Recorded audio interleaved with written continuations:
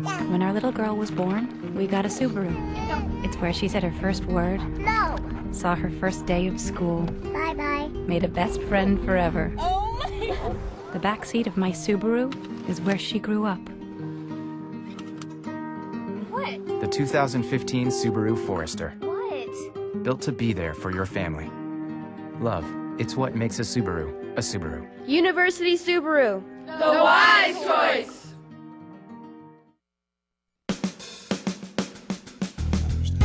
Good morning and welcome to Radio Friends. This is Wednesday. It's January the 7th, and we got John Baker with us. Good to have you here, Good to see John. you, Paul. Thanks. Yeah, It's a pleasure. Community Foundation of Central Missouri, and you do a lot of good work for a lot of organizations in our area.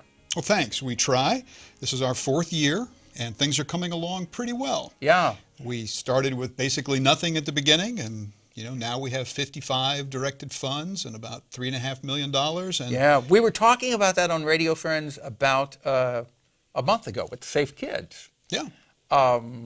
And all of, what are there, 50 or 55 different Well, organizations? Safe Kids was involved with Como Gives. That was Yeah. our end-of-year campaign last month. Yeah. That's one thing we and do. how did that go? Very, very well. Yeah, as of middle of the campaign, the monies were in, and we'll have the real totals here pretty soon.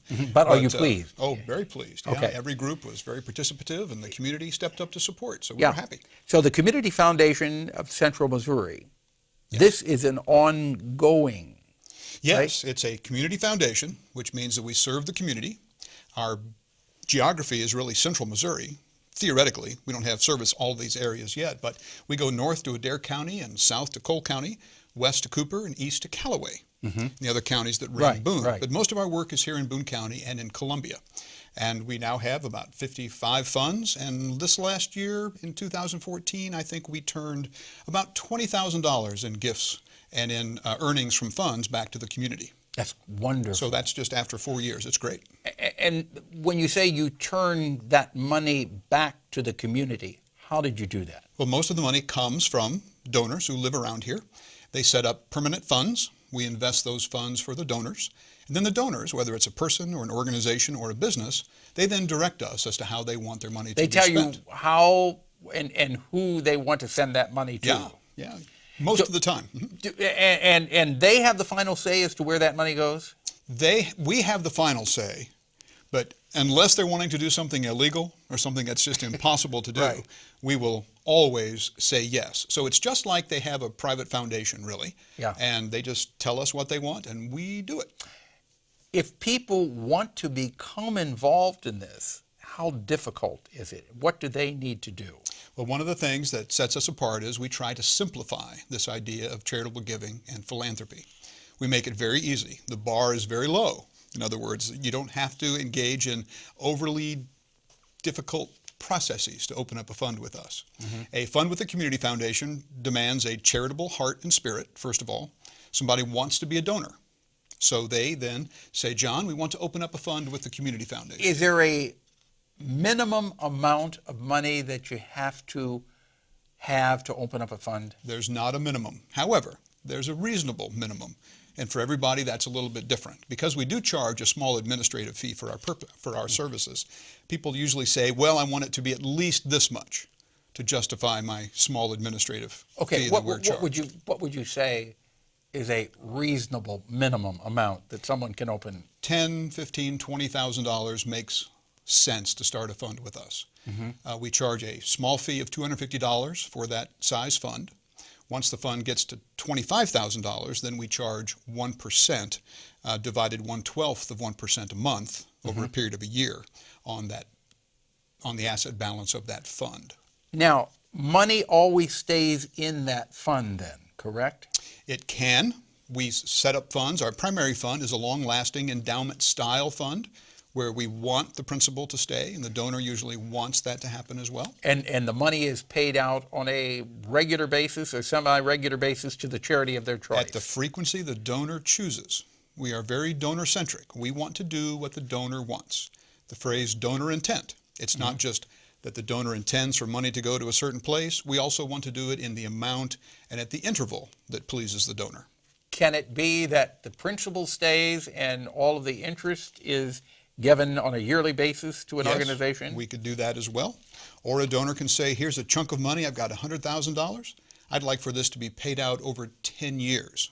So it acts kind of like a pay down annuity kind of system where we can zero it out over a number of years if they want to as well. Can they change, if they designated one charity and then a couple of years later they decided they wanted to divide this up and give some to another charity and reduce the first one they had? Can they send it to 2 or 3 different charities? Yes, they certainly can. They can have what's called a donor advised fund, where it very much acts like a private foundation. But everything I'm asking you, you're saying yes, they Absolutely. can do. We want to be donor centric and follow donor intent. So they can have a donor advised fund where the money can go anywhere they want it to go, to as many as they want, or we can do a designated fund for one, or we can change that fund over time to have a different designation if the donor wishes.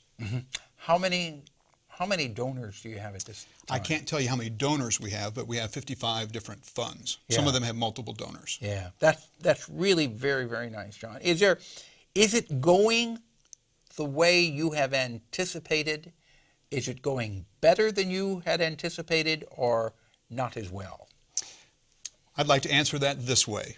One thing which I think we need more education about in Central Missouri is the art of philanthropy.